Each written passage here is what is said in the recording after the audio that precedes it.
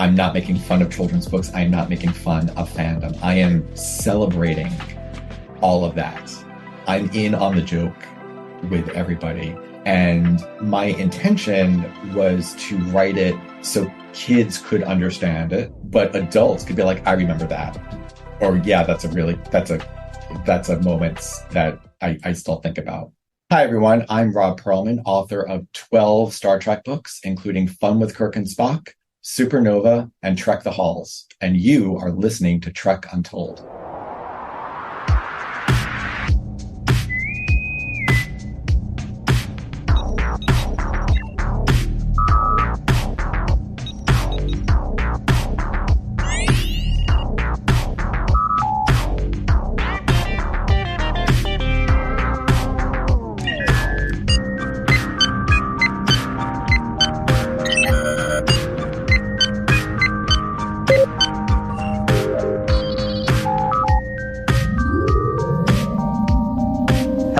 Welcome back to Trek Untold, the Star Trek podcast that goes beyond the stars.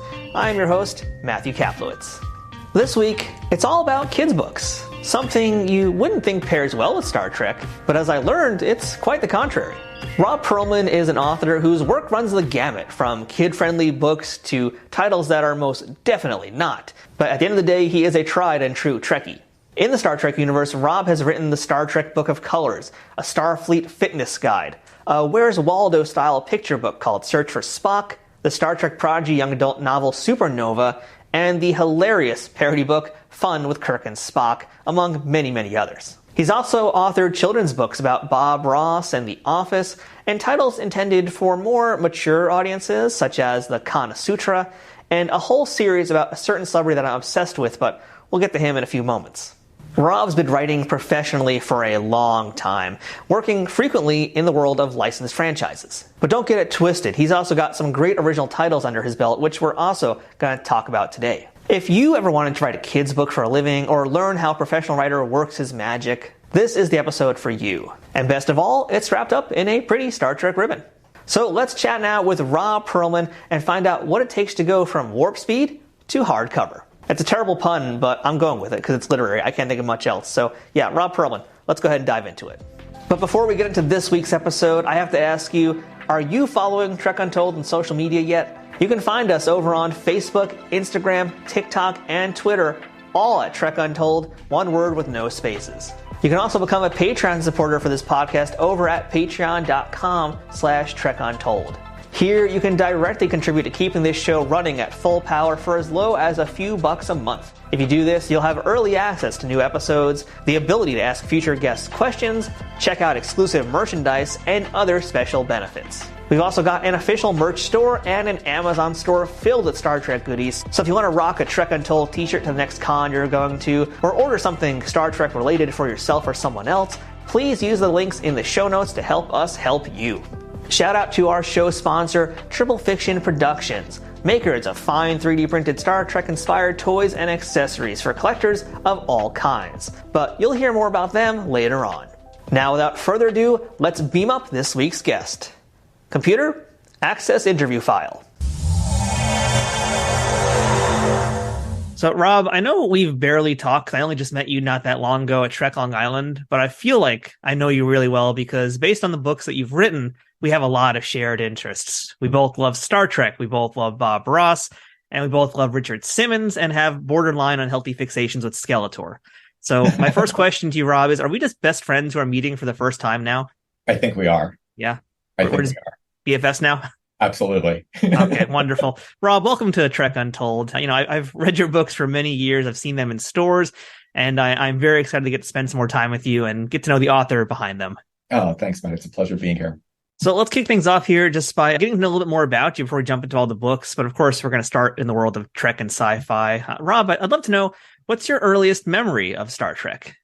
Oh, my earliest memory of Star Trek is it being in syndication on Channel 11. I grew up in Brooklyn, so Channel 11. WPIX. WPIX, yeah. And watching it after school, but especially on the weekends. And it was the one show consistently that my parents could watch with me, that my grandparents could watch with me, because they remembered it from when it was originally first airing. And I think we were all, we were all at different stages in our lives, but we were all watching it together and getting different things out of it. And I have real distinct memory of my parents sort of, walking around and like fixing dinner, and my grandparents being on the couch and me on the floor. And, they would walk through and just like stop and watch it for a little bit and be like, "Oh, Spock." And I'd be like, "Spock, yeah." That's a really cool memory. That's a really nice memory. And that kind of leads into next question here, which is kind of to follow up and get some more background on you. So we know that you're a Brooklyn boy, but tell me a little bit more about your parents and what they did for a living, and what little Robb wanted to be when he grew up. Oh my God. My parents always made sure that there were books at home. We would make weekly trips to the library. Reading was always, always encouraged. So I think they recognized from a very early age how much I enjoyed books, like the physical act of reading a book and sitting quietly and just sort of delving into that world. So whenever we would go to the mall, especially where, there were lots of stores, they knew they could sort of park me in a bookstore for a little while. I'm Gen X, so we were left alone a lot. So they could just leave me in a bookstore for an hour while they go, did their thing. And I remember walking to the library during the summer months when school wasn't out, and it was sweltering, and it felt like a 20-mile trek when it was probably only about 3 or 4 blocks to the library, and opening the door to the library and feeling that wave of air conditioning.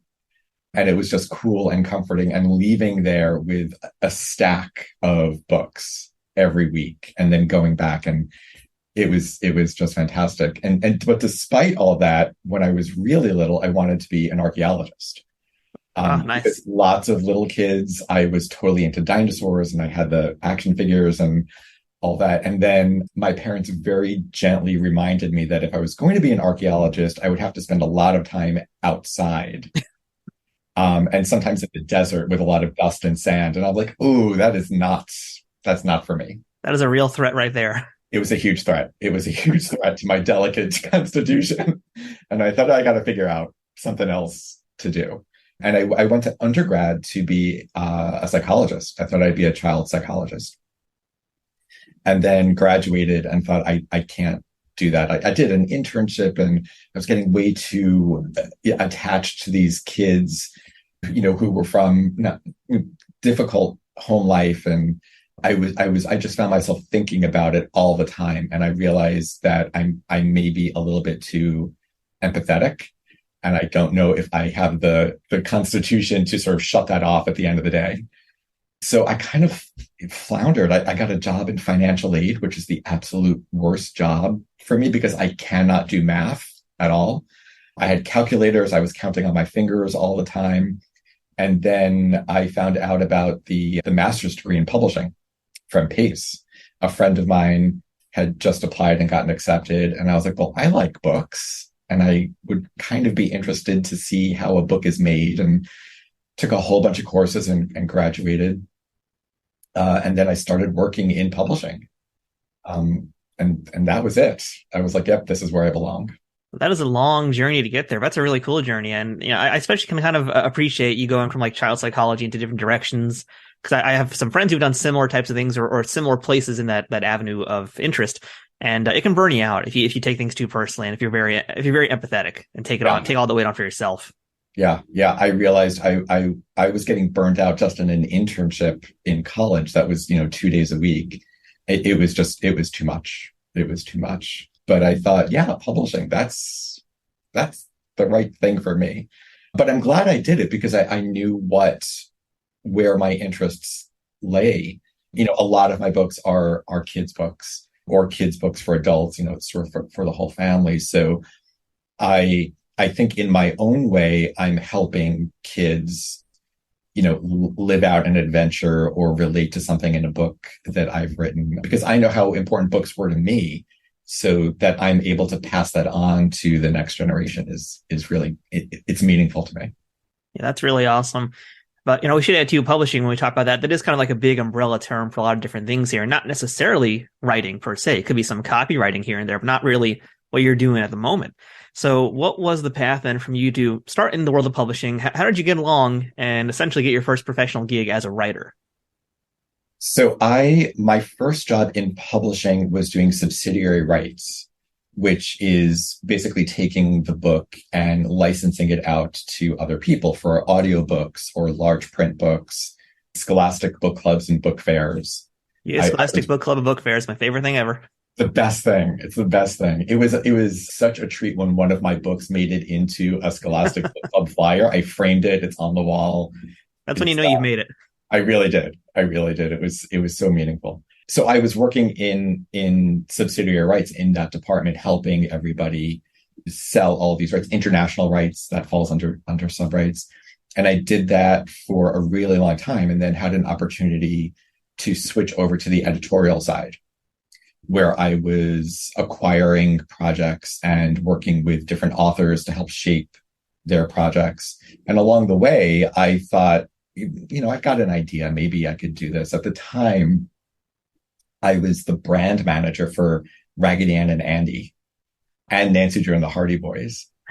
And I thought, we were thinking of different ways to take the property. And I thought maybe there's like a holiday story for like the fall that we could tell. And one of the editors said, why don't you write it? And I said, well, okay, I can try to do it. And of course I overwrote the entire thing. But that was my first toe in the water of actually writing and being on the other side of that. And then I thought, I really like this process. I like coming up with the idea and shaping it and then working with an editor to refine it and make sure it's good. And now I'm up to like 70 books, give or take, it's mind boggling to me. Only 70, no big deal. Only 70. Yeah. Yeah. Now, as someone who spent a lot of time in the library reading and then also working in this field, was there like let's say, kids book in this case that kind of like really set you on the path of saying to yourself that, yes, I can do something just like this or do it better? I am not so ego-driven to think I could do it better, but I think there were some instances where I thought I could have my own take on it. My two favorite books growing up ever since I was little, 3 actually, were Harold and the Purple Crayon, The Monster at the End of This Book, and In the Night Kitchen. And, looking back on them, it's all, it's breaking the fourth wall. It's all about imagination. It's about sort of following where that imagination is going to take you. And I was really intrigued by that idea, the way the words and the pictures were sort of working together, but also inviting the reader to be part of the experience. So I thought that was really, really interesting. And when I wrote my first Bob Ross book, I wanted to have that sort of interactive element to the book. So Bob is speaking directly to the reader about the painting that he and Peapod are doing, and they're going in and out of paintings and asking the reader questions. So I think the thing that I and every writer can bring to the table are their own perspectives, their own takes, their own idea about what this, sometimes it's a trope, sometimes it's a completely new idea, but there have been lots of stories in the world. So you have to sort of find your own pathway through it. Those are some great picks also, by the way, for books. And, like for me, especially, I like to go to thrift stores, and my girlfriend's a serious book hunter. She's looking for a certain genre, which is more like the young adult teen stuff from like the 80s and 90s, all that fun, weird stuff. But I go into the stores and I'm looking for like the children's books also, because like my initial background was hoping to get into illustration to do children's books. And so it's really fun. Like, so I'm recommending all my audiences, if you are not familiar with these books or you haven't read them in a long time, go back, find them somewhere, pick them up, and kind of, read them again if it's been a long time, because you'll get new ideas. You'll see them in a different light. They're so good. They're so good. And, working in publishing for all of these years, in specifically in children's publishing and then all ages publishing, it amazes me sometimes how often children's books, specifically picture books, are sort of pushed to the side by an adult reader because they feel that they've outgrown them. And I don't think you necessarily outgrow a children's book unless you really want to, because the art can be beautiful and the stories can be really interesting and complicated and speak on lots of different levels. There are some picture books or board books that are clear, they're counting books. Like, they're not aimed for an adult audience. But I think there's something that can be appreciated in that genre by everybody. Yeah, like just recently, I picked up a book by Ezra Jack Keats called Apartment 3, and I'd never seen that one before. Like, everybody knows about The Snow Day. That's like a classic. We all grew up reading that, and especially in New York public schools. But I've never seen Apartment 3, and I was like, the artwork is just like, this belongs in a museum. It's like this beautiful expressionist style of New York City interiors. It's like the best looking thing ever. It's gorgeous. It's gorgeous. And what he was able to tell a story with very few words. And it's the illustrations, they just evoke a scene and a sense and a tone, and they work really well with the words. And it's funny how people think, oh, it's so easy to write a kid's book. It's only 32 pages. Well, yeah, that 32 pages took a year to write, because in a book like that, every word matters. When I write, I think every word matters in whatever I'm doing. But especially in a children's book where you have such a limited space to convey the message, you really have to be creative, and you have to think about how the art is going to play with the words. And I've been very fortunate when I do work on a new project, especially an original project. The publisher affords me the opportunity to provide art notes for what I think the art could look like. And sometimes, there could be one line of text on a page, but the art notes is a paragraph long, because I want to make sure the right elements are being incorporated in it. And then I've been very fortunate with all of the illustrators that I've been paired with who sort of take that idea and either gently demonstrate why that won't work and come up with something that is brilliant, or take my base idea and make it better than I even could have imagined. And just to go back to that point you mentioned too about it being concise, a kid's book is typically going to be 32 pages. That's the format. And there is a lot of strength in that. If you go back to, let's say, comics for another art form, comics are typically the same page length also. But when you're trying to get into the industry, they want to see a sample that's like 2 pages, and they want to see what you can do with those 2 pages to make the most out of that. So there's a lot to be said about the art of the edit in children's book writing. Oh, yeah. Yeah, absolutely. A lot of picture books are 32 pages. Some are 24. And then when I'm writing a board book, it could be 16, depending on sort of the actual physical format. It could be 8. So you've got to get your point across very quickly and very clearly. So a lot of what we're going to discuss today, obviously, is going to be your kids' books. And you mentioned this too a little bit earlier already, but my initial thought is, when you're writing these books, how much of this is you actually writing it for a child and how much is for a parent? And not just necessarily because of the fandoms you cover, because those are typically very much more adult based, but really more so, with the idea of who's going to be the one buying it and reading it to the children. Thank you for making that distinction, because there's a real big difference between who's buying it and who's reading it. Yeah. And who's reading with the kid too. It depends on what the book is, really. For a book like Pink is for Boys or The Sublime Miss Stacks, it's an original children's book. So I'm really writing it for kids, but with the understanding that there's got to be something in here that's going to be appealing to adults, because when you're faced with a wall of children's books, a kid is going to look at it and point to their recognizable characters. They're going to want the princess book, or they're going to want the sports book, because that's the thing that they know immediately. And this isn't a new phenomenon. It's always been that way.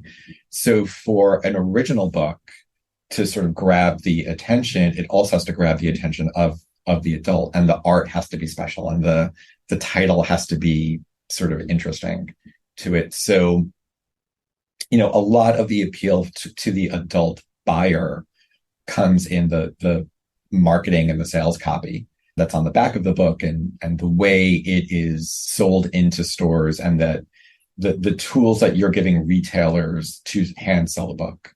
And then, not to talk about how the sausage is made too much, but it's like what time of year the book is being sold, and does it get on an end cap? Those sorts of things are always, they always have to be taken into consideration. But, if I'm writing a kid's book, I'm writing a kid's book. And what I'm writing is hopefully clear enough and appreciated enough and entertaining enough for the kid to want to read over and over again. With the understanding that, especially for the longer picture books that I write, that chances are, at least at the beginning, the grown-up in the kid's life is reading it aloud to them, sometimes at bedtime, sometimes during a class story time. And if it's going to be really boring for the grown-up reading it, they're not going to want to read it again. When I'm writing my licensed kids books, I always try to throw in some Easter eggs for the adults that will probably go over the head of a kid, just to sort of, throw the adults a little, I got you here. Like, I know that I know that you understand what this one thing is for it. And it could be, an illustration in the background. It could be a turn of phrase that a character that they're familiar with have used. But I always think that the kids' books that I write that are specifically for kids always have a little bit of something in there for the adult interest. Trek Untold will return momentarily. Trek Untold is sponsored by Triple Fiction Productions. Celebrating 15 years in business in 2023, TFP creates 3D printed Star Trek and sci-fi inspired items that fit into any collection. Whether you're a cosplayer who wants a Starfleet phaser, a Bajoran tricorder, or a Klingon dagger, or a toy collector looking for that special accessory or diorama to make your figures truly stand out, Triple Fiction Productions has exactly what you need. And for you figure fanatics, that includes products that are the perfect size for Galoob, Mego, Playmates, and everything in between. All products are 3D printed in the US, with new designs constantly being updated on their website. Repeat customers can sign up for TFP's loyalty program for free, where the more you order, the more discounts you receive. TFP also has a Pay What You Want section, where clearance or misprinted items are available at a discounted price. Best of all, every product can be shipped worldwide. As a special bonus for listeners of this show, Trek Untold has a special discount code just for you. Enter Untold10 at checkout for 10% off of all orders with no minimum purchase required. That's 10% off using Untold10. To see all of their products, head to triple-fictionproductions.net. Or to stay up to date on their newest products, find them on Twitter, Facebook, and Instagram. Triple Fiction Productions, where something is only impossible until it happens. Are you looking for the perfect fashion statement to show you're a geek and proud of it? Well, welcome to Geek Girls Castle, where I make fun and functional geeky clothing and accessories for every occasion. My name is Missy, and I started creating my own gear and apparel in 2015 to bring nerdy products to the geek girl population, which does include all LGBTQA+, non-binary, and POC and BIPOC folks. I couldn't find anything for us gals except t-shirts, so I decided to combine my passion for fashion with my fandoms, ranging from handmade skirts with really large pockets, travel accessories like toiletry bags, luggage tags, and zipper pouches. I also embroider nerdy items for home decor like wall hangings and hand towels, and products like keychains, bookmarks, and journal covers. Need something to carry all that in? Well, I make great bags to put all those accessories into or onto. Whether you like Star Trek, Star Wars, Doctor Who, Marvel, DC, and everything else in between, there is something for every geek girl. My website is constantly updated with new styles and fandoms, no matter what time or dimension you come from. If you'd like to browse my products or ask for something custom, visit me at geekgirlscastle.com. That's geekgirlscastle.com. So let's talk about Pink is for Boys, which I believe it's a very important work for you, and it's an excellent book as well. I'd love to, first off, you can kind of tell my audience who might not know about it, what the story is for Pink is for Boys, and what the impetus was to write that, and why that was so important. So this was probably about 7 years ago. I was at a birthday party at an ice skating rink for very good friends of mine, these twin girls. They were turning 6 or 7. And it was a small-ish party, probably about 20 kids. There were maybe 2 or 3 boys and the rest were girls. And in order to get on the ice rink for the employees of the ice skating rink to know that you're part of this group. All the kids had to wear little wristbands, and they were pink.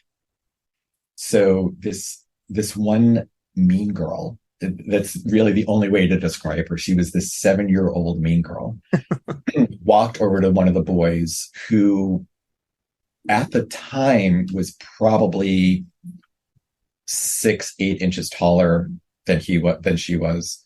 He was sort of a not an uncoordinated kid, but when kids, when they're growing up, they don't have full control of their limbs that are growing at every second.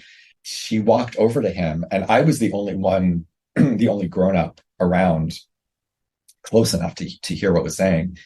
And she said, it was something like, your band is pink, and pink is for girls. And he raised his hand, and I realized pretty quickly he was looking at it. And I thought, well, what's he going to do with his hand? Because this could go a lot of different ways, really. So I was sort of ready to intervene, and he was like, whatever, pink's for everybody. And he just walked away.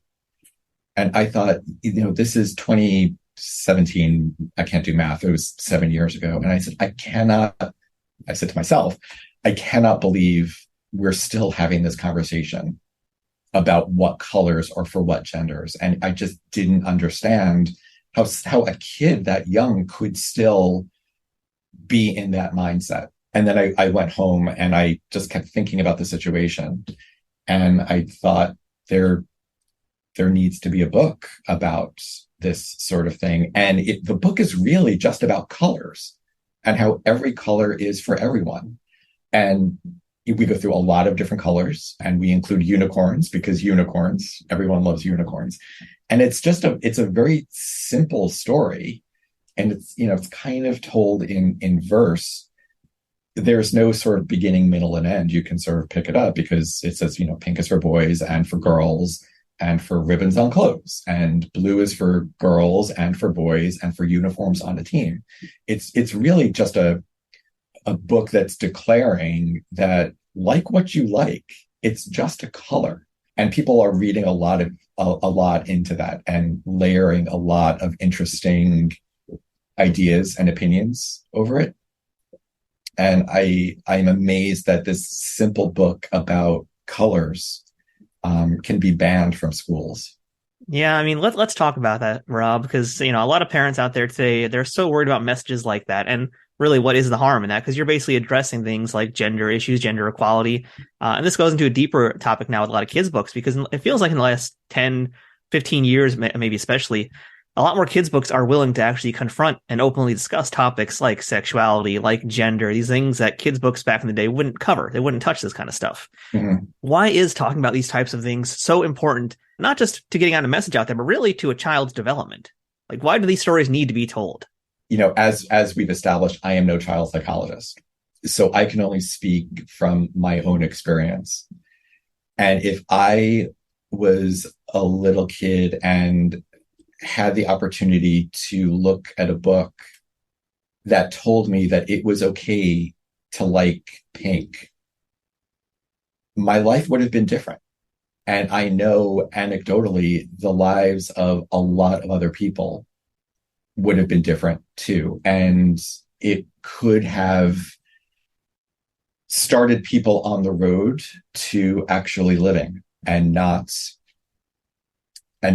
taking their own life because they thought what they liked because it's a color, or what they wanted to wear or who they wanted to love was wrong.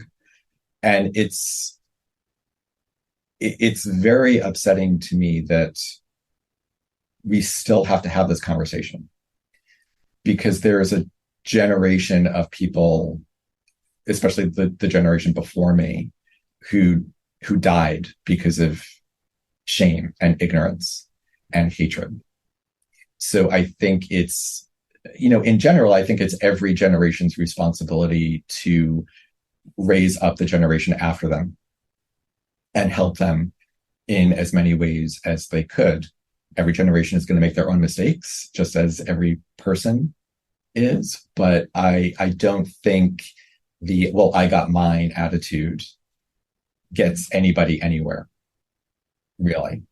So I think, Pink is for Boys or Dolls and Trucks are for Everyone or The Sublime Miss Stacks or Tango Makes Three or any of the hundreds of other books that are out there, that they pose a danger to people is laughable. And I think it poses a danger to people who think, well, I got mine and I'm right, and who are unwilling to, someone said equality is not pie, like giving up, allowing people to feel equal doesn't make you less equal. I firmly believe that books and movies and TV shows that are age appropriate help people and serve humanity well. And I think when people are bringing their own skewed idea or ignorance or willful ignorance to something, they're really doing harm. And I kind of think that's horrible. And there's really like no quote unquote hidden woke agenda in books that are like this. They are essentially about just addressing things that other kids' books don't address. And that is for a certain type of person who needs to hear those words. Yeah. And, it's interesting because this is also where, once again, Star Trek intersects with this world, because, not that long ago on this very podcast, I had Angela Dalton and Lauren Semmer here, New York Times bestsellers, and they wrote a book last year about Nichelle Nichols. And I know, some of their books, I think was the book that I believe was Lauren illustrated. I think it's like the Black ABCs or something. I forget the title, so apologies for that. But it basically was an ABC book meant specifically for Black children. Mm-hmm. And that's been banned across places also. And it's just so bizarre to me that, like, it's not pushing an agenda. It's showing a different world, a different side of things that might not be necessarily for every single person out there. But to be fair, not every single book is meant for every single person either. No. And I just don't understand the harm in letting, a really interesting thing happened after Pink is for Boys was published. And it was beautiful because I was getting lots of, and still do actually, social media posts or messages thanking me, from adults that their boy liked Pink. And this was the first time that the kid felt good about it. Or from teachers saying, we were just talking about crayons and this book came up and it was story time and here's a bunch of pictures that people drew. And that was great. But some of the surprising emails I was getting, it was one email and I think a social media post too, was from a parent who thanked me for including a brown-skinned girl on the cover with a Caucasian boy, because it was one of the few times where her daughter was able to see a girl who looked like her on the cover with a boy who looked like one of her friends from school. And that astounded me.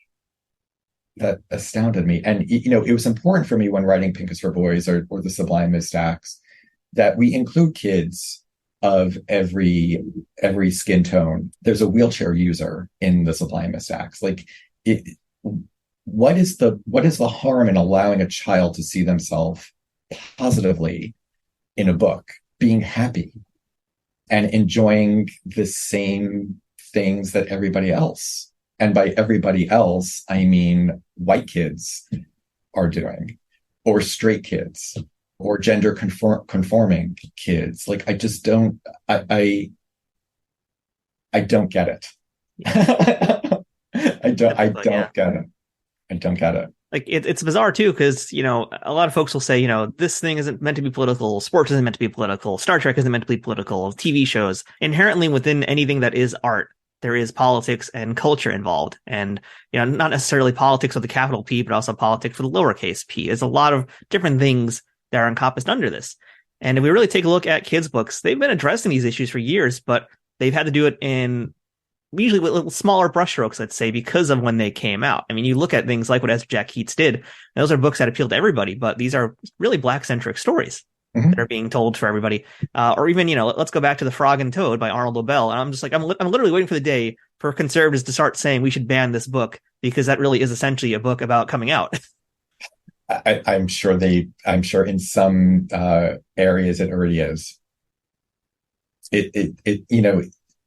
It's always the people who say this shouldn't be political who make things political. Yeah, it's just how it is, I guess, for whatever reason. But to be honest, Star Trek and politics, they've always gone hand in hand. And I think same thing too, kids' books, while there are the ABCs and learning your colors, there's bigger issues that you can start tackling with books. And that's how you learn. You learn through exposure, and children's books are a great place to start getting that.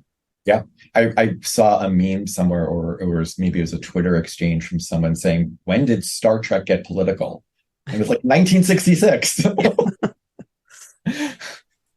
I think, people like to be angry about things, and sometimes people need to make other people feel bad about themselves to make themselves feel better. And I hope they find peace somewhere along the way, because they live in this constant state of anger and aggrievement, and that can't be good for your heart, literal and theoretical. So I hope they find peace. All right. So on that wonderful note, it's all about hope. Yeah. So Rob, let's beam into our Trek discussion now. And you've written a ton of Star Trek books here. I want to start with what I believe was the very first one you did. Was that Fun with Kirk and Spock? It was, yeah. It was. That is a very, very fun book. So talk to me about the origins of this book here, because this is now your first foray into Star Trek. Was this also your first time doing licensed books? And how did this all come together? Because this is, a fun parody book. If folks don't know, it's based on a much older book series, and now it's been injected with some Star Trek fun times. So yeah, just give us the whole overview, please, and educate my audience about this. So I think technically my first licensed book is probably that Raggedy Ann and Andy Leaf Dance book. But this one was really, it was so much fun. So, as I said, I was working in book publishing for years. And I, as a result of it, was going to a lot of industry, but also sort of public book events, especially, excuse me, like a couple of years before for kids' books. And at about the same time, I started to go to lots of fan conventions, especially specifically the Star Trek ones.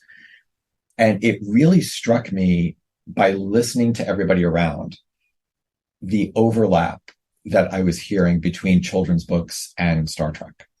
So many people were talking about Star Trek, about how they, like I just did, like how they watched it with their parents and their grandparents, and how they still do, and how they introduced it to their kids.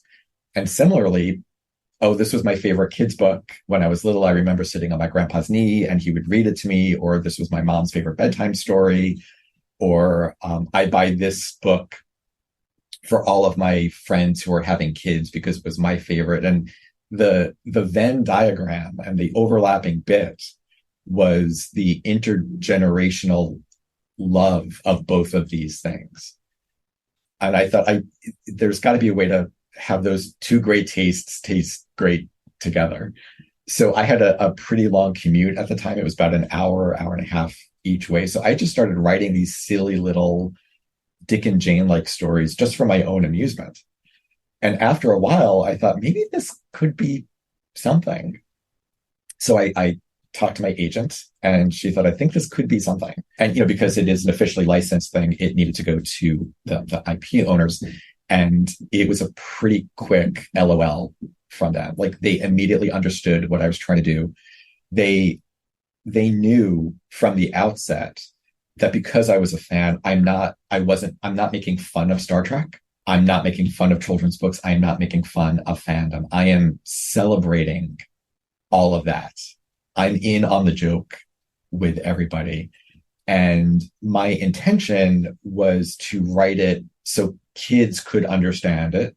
Kids could appreciate the rhythm of it, but adults could be like, I remember that. Or yeah, that's a moment that I still think about. So we signed the agreement, and I had to watch every episode of the original series 4 times, kind of back to back, really, and find moments in it that I could build off of. There are some original things in there that are just sort of thematic. There's one about Yeoman Rand's hair. Clearly that never made it into the show at all, but there's lots of specific episode callbacks for it. So I think I wrote probably about 125 of them. And then we just sort of whittled it down to sort of the best 30, I think. So a lot was left on the cutting room floor, but the entire process of that book was so joyous because everyone got it. Like everyone understood the purpose of it, and the art came out beautifully. And it was a really great way for me to sort of enter the Star Trek publishing world. And in fact, the week after the book was published, I got an email from sort of weird email. And, usually when you get that sort of thing, you just automatically delete it. But for some reason, I opened it, and it was from Leonard Nimoy, congratulating me on the book and telling me how great he thought it was. And I nearly passed out. It was incredibly sweet, and he didn't have to do that. And the thought that he actually took the time out of his day to do that. And at the time, he wasn't well physically. So that just meant more than I could possibly say to it. And I was like, all right, Nimoy likes it. Maybe somebody else will too. I hope you printed out that email and framed it somewhere. I did. I did. Okay, good. And I'm so curious now about what got left on the cutting room floor. I feel like that's maybe going to be another episode, but I would love to hear what didn't make it into the book. Trek really untold. Yeah, seriously. We should add too, a lot of the Trek books you've worked on have been works of parody, but I think they've all been officially licensed works of parody. Would you mind running down a few of those other parody books that you've got out there so folks who are listening or watching the show can take a look at those? Really, I think only 2 of them are technically parodies. There's Fun with Kirk and Spock, and then there's The Search for Spock, which is sort of a seek and find where you have to find Spock, amongst 100,000 other characters. Which I regret, by the way, at Trek Long Island, not buying, getting signed by you, because that book is so awesome. Oh, thank you. So next event I see you, I'm doing that. Totally. I mean, that book was really interesting because each spread has maybe 4 sentences on it, but sort of harking back to what we were saying before, the art notes for that were a page long because I had to set up the scene and then describe all of the different original series characters who should appear, sometimes where they should appear on the spread. So that took a while. Then the next one was The Wit and Wisdom of Star Trek. And then in that sort of gift booky field, I also did the Star Trek Book of Friendship with Jordan Hoffman, with art by J.K. Woodward. And that has a foreword by Robert Picardo and Ethan Phillips, which is great. And that's talking about all of the great friendships throughout Star Trek, from TOS through Discovery. Then was Starfleet Is, which is really, it's about Starfleet, but it's really about fandom and everyone and everything that fandom encompasses. So Starfleet is energized, and Starfleet is inquisitive. Starfleet is flawed. Starfleet is inclusive. Starfleet is, it's everything. It's another Venn diagram about Gene's vision about what he thought Starfleet could be. And then all of the different kinds of fans that are there who are all brought together by Star Trek. And then on the kids' book side, I did Star Trek, My First Book of Colors, which is a board book with lots of Easter eggs. That was published at the same time as Aaron McDonald's Star Trek, My First Book of Space. So together, they're like a little steam collection. And The Girl Who Made the Stars, which is based on a short Trek episode. And Star Trek Prodigy, Supernova. That's a middle grade novel. And Body by Starfleet, which is a real exercise book, but told through a Starfleet lens. I worked with a personal trainer to make sure that all of the exercises were correct. And then there's the Book of Grudge, all about Grudge from Discovery. And I think I'm missing one. That's just terrible, isn't it? I mean, you've only written like 70 books, Rob. No big deal. Oh, Trek the Halls. That's the latest one. Ah, okay. Trek the Halls. So that's a holiday book told across the series. I think there actually is another one that you're missing here. I think there might be a few others here, but I think the one that I want to talk about was the Redshirt's Little Book of Doom. Oh my God, of course. Yeah, because that title alone should tell my listeners what it's all about. But give me some more details on why Redshirt's Little Book of Doom is like the best thing ever. Oh my gosh, thank you for reminding me of that. I'm embarrassed. It's not a humble brag. I just forgot about it. I've always been interested in the side characters of any show that I'm watching. And red shirts have just become such a thing, not only among Star Trek fans, but in the world too. You instantly understand what's going to happen to a red shirt. And then, similar to Fun with Kirk and Spock, I was commuting and I thought, well, poor Redshirt, like he just dies all the time. But what else could happen to Redshirt to make his life miserable? So this book is sort of an illustrated menu of all of the terrible, terrible things that befall poor Redshirt, who doesn't even get a name in it. So, he's sitting in a movie theater and a gigantic Gorn sits right in front of him so he can't see. He mixes in his red shirt with his white underwear and everything comes out pink. They've just launched for their 5-year mission and he realizes that he forgot to go to the bathroom. He's at SETI City and Khan is the pet shop owner and he's showing him the little worm thing because he wants to adopt a pet. That was a huge amount of fun to write. A lot got on the cutting room floor for that because some of it was just too extreme. I didn't necessarily want to make it like, a Wile E. Coyote Acme violence fest. These are all really sort of everyday things that happen to a lot of people. But the fact that they're all happening to poor Redshirt, it was so much fun to write. It was so much fun.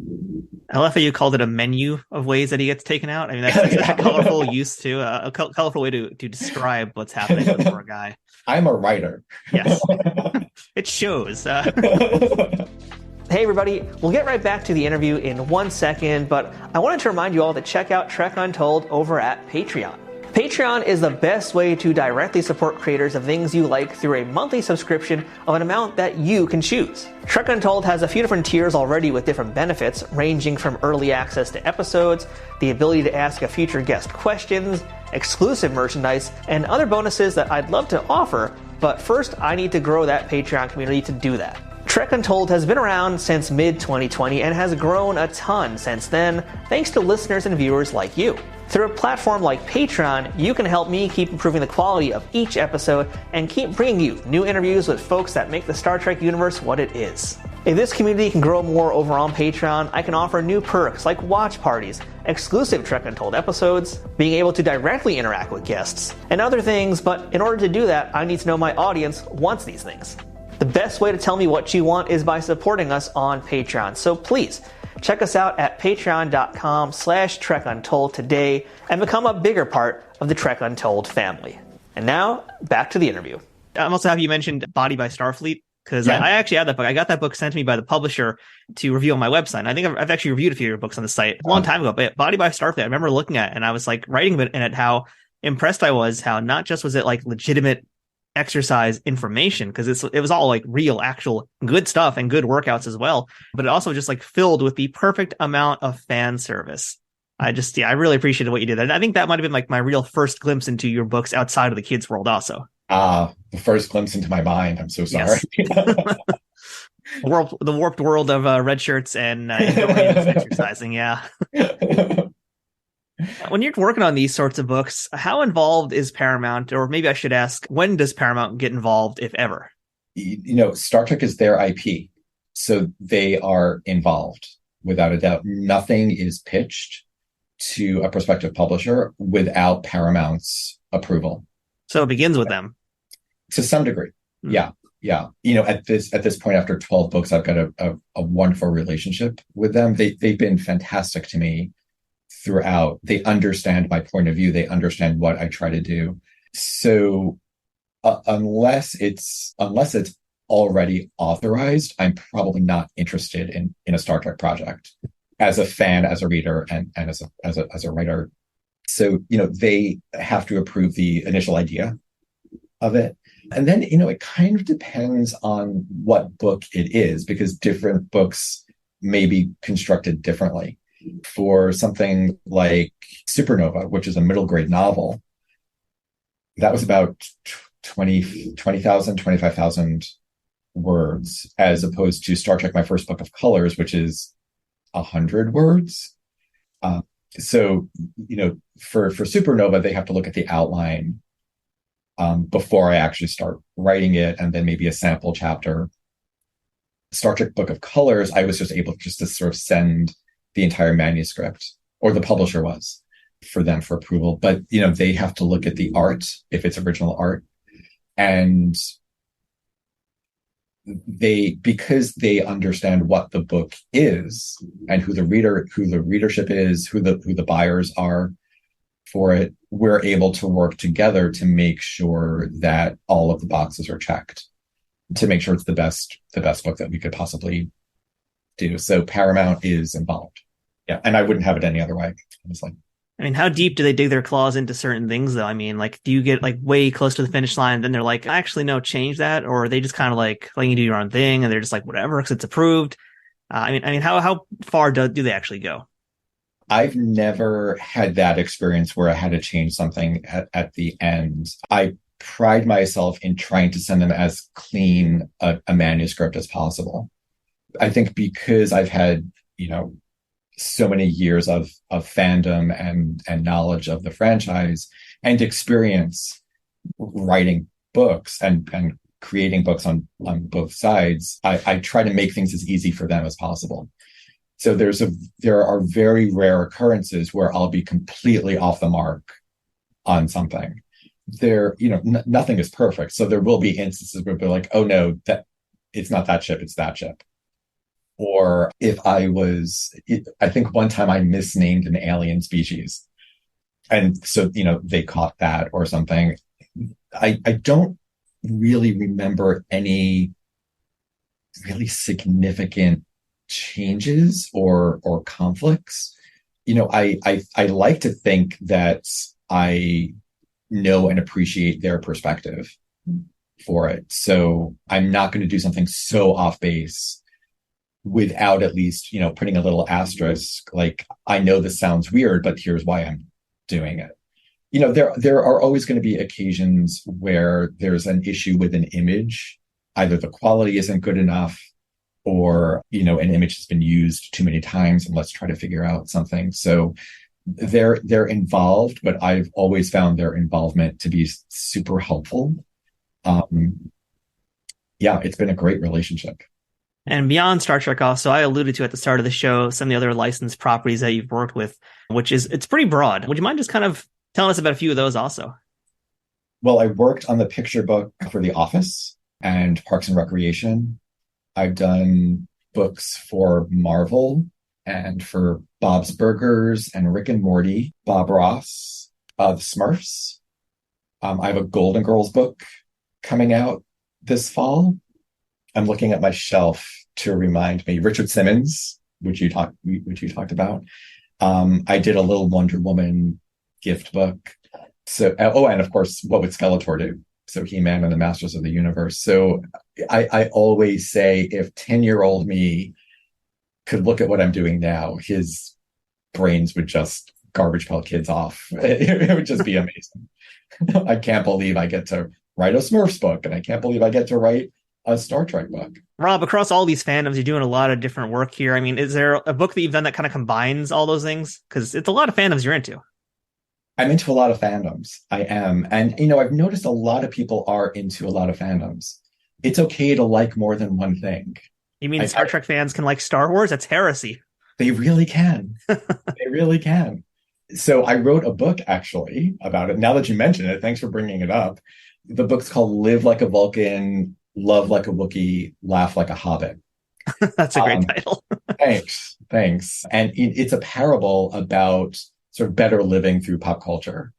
So it's the story of these 4 cosplaying folks who meet up at a Comic-Con and talk about life and what they watched and what they read and what games they played and how it affected their lives. And I think we cover about 100 different franchises in it. So I think, there's Star Wars and Star Trek and Lord of the Rings, but also Indiana Jones and Pac-Man. And,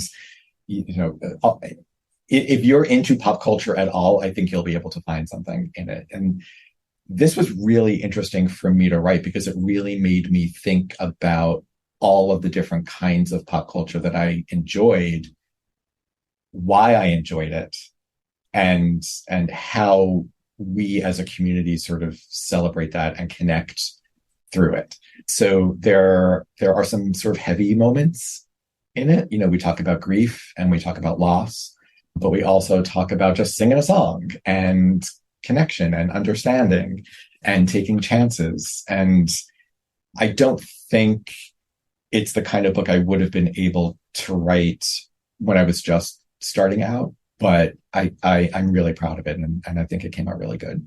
Since we're already being blasphemous heretics right now by combining these fandoms, is it safe to say that this kind of is like a Bible for nerds in some way? Maybe not a Bible. Maybe it's more of like a how-to. How to be good at life. One book of the Bible. Yeah. And we should stress also that, while we spent a lot of time today talking about the kids' books that you've worked in, you've also done some more adult-oriented things also. Yeah. I know there's like the Kana Sutra, and you wrote a book about drag queens. But today I actually want to talk to you about another book that you worked on, which was a memoir. And you edited, I believe you edited, or I'm not sure if you edited or Corey, you can correct me on that, but you worked with Don Bluth on his memoirs, correct? I did, yeah. I was his editor. Okay, yeah. So I'd love to hear about what that process was like. I mean, are you there kind of like working with him and talking to him about his stories? Are you getting to meet the man? Because, I mean, that guy's right there is a legend. I would love to spend some time with him also. So I just want to hear a little more about him and what it was like to put together a memoir with freaking Don Bluth, man. Don Bluth. It's Don Bluth. Yeah. It's Don Bluth. Yeah. When I was an editor, I get this, email from his right hand, and Don Bluth is interested in writing a memoir, and your name came recommended. Can we talk? And I'm like, yes, we can talk. And then I actually got to talk to Don himself, and I tried not to fanboy out too much. I was pretty calm about the whole thing, but meanwhile, beneath the surface, my legs are going crazy because it's freaking Don Bluth. And, he's great. Don is a storyteller, and an amazing one with a very idiosyncratic voice for it. So my job was to make sure that he was telling his stories the best way he possibly could and giving him all the tools to do that. So, as any editor who is working with an author on any book, you're always giving suggestions, like a little bit more of this, not so much of that. Oh, you mentioned this. I'd love to hear more about that thing, or let's bring this theme in, or, oh, you forgot to talk about this. I think everyone's going to be really interested with it. One of the things I was particularly interested in doing, and Don, bless him, was completely game for it, was to include brand new illustrations where Don was sort of animating his own life in these little pieces of spot art that have never appeared anywhere. And I think just having those little snippets of that part of his genius really completed the book. It made it just such a beautiful object for all of his fans. And I will say, sometimes you don't want to meet your heroes. If anyone has the opportunity to meet Don Bluth, because he is everything you want him to be. So I read an interview that you did, by the way, on prideandlessprejudice.com. And I want to bring this up because you talked about 4 writers that you make a point to reread every year. And there was a reason why. So if you don't mind, can you kind of like educate my audience on who those folks are and what is so important about them to you and what lesson we can learn from them? Yeah, the 4 that I always read, and I think this sort of goes back to what we were talking about earlier. Each one of them have a very particular perspective on the world, their experience. Each one of them provide a sort of a serious take, but with a layer of humor in parts where it's appropriate and where it's palatable. And every word in every one of their works is there for a reason. When you're reading a David Sedaris essay, who's one of the 4, every word counts because they're essays, and his particular take on it is so David Sedaris. When I'm reading Dorothy Parker, she's coming at it from a completely different perspective at a completely different time, but what she's saying is still so universal. And Oscar Wilde, his turn of phrase, like everything in all of his books have now just become part of normal nomenclature. Like everyone uses those phrases all the time. And he's one of the people who I will constantly laugh out loud, even if I've read a passage in Dorian Gray, which is a horror story, but he's infused it where appropriate with such wit. And then finally, Harper Lee, I mean, the To Kill a Mockingbird is in so many ways just such the perfect book that every time I read it, I feel like I'm reading it for the first time. So to kind of go off on that then, I mean, what would you say is the most influential book that you've ever read that changed your worldview? That's a really good question. I think To Kill a Mockingbird sort of changed things for me as far as the way she was telling a story from the child's perspective, looking at all of these very adult issues from a different and for me at least an unexpected way, really allowed me the opportunity to see that kind of storytelling. The person who you think may be the main character isn't necessarily the main character. And really talking about it made me sort of think from that perspective about the reliability of narrators and their perspective on a particular situation. And then, not to repeat myself, but the picture of Dorian Gray, the fact that it is this horror novel talking about very deep issues, supernatural and natural, but with such wit and with such an individual perspective on it. And, as a gay man, so much coding throughout the whole thing. It was like, oh, there are stories like this. They can be told. And although it was written, I don't know how many years ago at this point, it still felt fresh and current, as did To Kill a Mockingbird. So I think those two are probably the most influential adult books. And then I think Harold and the Purple Crayon and Monster at the End of the Book are probably neck and neck for 1 and 2 for me, because they allowed me the chance to step into a book for the first time and to embrace the art of storytelling with an artist, with an author, and on my own. So I think those two books sort of informed everything that came onto it and allowed me to then appreciate Dorothy Parker and Oscar Wilde. So for you, Rob, is there like a dream book that you have in mind that one day you want to write? Is there like this magnum opus that Robb Pearlman has floating around in the back of his head right now? I have a lot of ideas for the kinds of books I want to write. I've been very fortunate where I've been able to write lots of different kinds of books. I've written middle grade novels and picture books and concept books and a cookbook and, guides to life. And I don't take that for granted at all. There are some ideas for sort of some longer form projects that I'm toying with that I'd love to get the chance to write when I feel like the time is right for me to do it. I mean, I'd love to write a book that is made into a movie so I can go to the premiere. That would always be fun. But yeah, I think I know how lucky I am to be able to do this because I love it. And I know how many other people struggle. Let's take that again. That was terrible. Okay.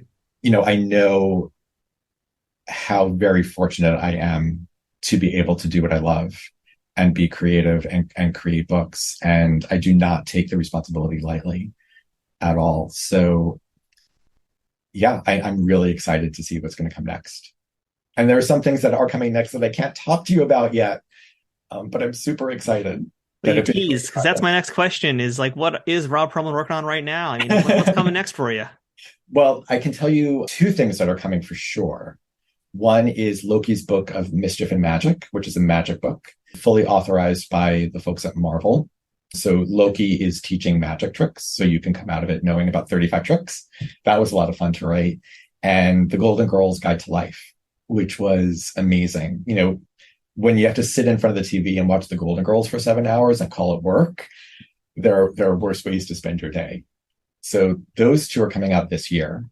I'm really excited about it. And there are 2 things coming out next year that I am clawing my skin at that I want to tell everybody, but I can't. There's going to be an announcement coming pretty soon, but they're dream gigs.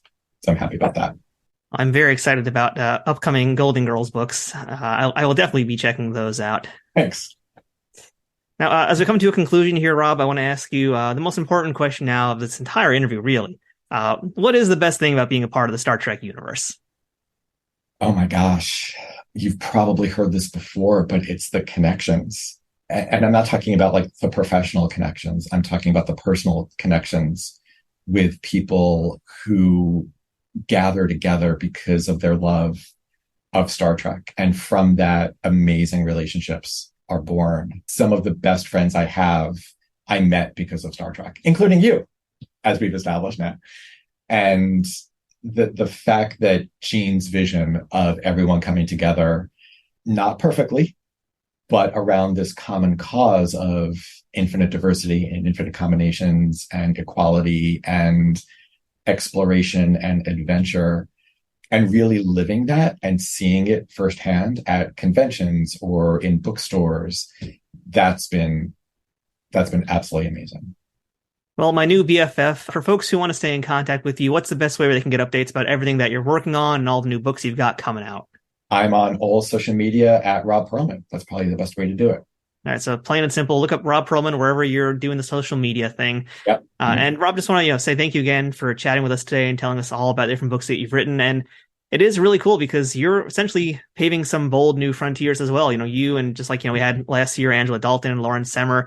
You guys are Star Trek fans who are taking the knowledge of Star Trek, the fandom of Star Trek, but also the politics of Star Trek, the culture of Star Trek, and what Star Trek really means. And essentially, you're putting it out there in a different way. You're telling those stories, and you're telling the stories that need to be told to the people that need to hear it. And that's a very Star Trek thing to do. So thank you for that and for exploring strange new worlds through the world of children's books. Thanks so much, Matt. It was good seeing you. That's it for this week's show. Thanks again for checking out Trek Untold. If you aren't already, please follow Trek Untold on social media, where you can find us on Twitter, Instagram, Facebook, and TikTok, among others, all at Trek Untold. Don't forget to subscribe to us on YouTube for the video versions of this show at youtube.com/@TrekUntold, and subscribe to us on whatever platform you're listening to the audio version on. We always appreciate likes, shares, comments, thumbs up, ratings, and reviews, and whatever you can do to help spread the word about this podcast and inform other Trekkies about why they need to check this show out. If you're able to financially support this show, visit patreon.com/TrekUntold to learn about the different ways you can contribute to keeping this show going full speed ahead. Until next time, I'm Matthew Kaplowitz. This has been Trek Untold, and remember, fortune favors the bold. Trek Untold is sponsored by TrekSphere.com, promoting fan-produced Star Trek content in all forms, is powered by the Rageworks podcasting network, and is affiliated with Nerd News Today.